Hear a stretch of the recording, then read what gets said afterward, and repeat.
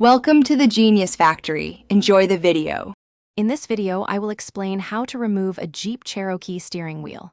First, prioritize safety by disconnecting your vehicle's negative battery terminal. Wait at least 10 minutes to allow any residual power to dissipate, preventing accidental airbag deployment. Next, gather your essential tools, including a Torx bit set, a socket wrench, and a specialized steering wheel puller. Ensure your Jeep is parked securely on a level surface, with the front wheels pointed straight ahead for easier reinstallation. Now, let's safely remove the airbag module. You will find 2 or 3 small access holes on the sides or rear of the steering wheel.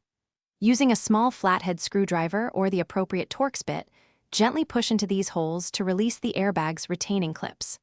Once released, carefully pull the airbag module forward. Then, disconnect the 2 or 3 electrical connectors from the back of the airbag unit, ensuring you handle them with care. With the airbag safely removed, you can now access the main steering wheel components. First, disconnect any additional electrical connectors that might be attached to the steering wheel itself. Next, use a large socket wrench to remove the central retaining nut, typically a 19mm or 21mm size. Then, attach your steering wheel puller to the wheel using the 2 or 3 bolts provided and tighten the puller's central bolt until the steering wheel pops free.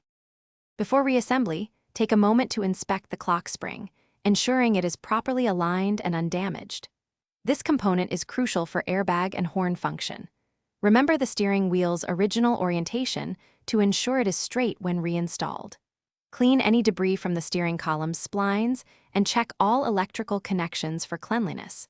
These steps will help ensure a smooth reinstallation and proper function of all steering wheel components. Thanks for watching. If you found this helpful, don't forget to like and subscribe.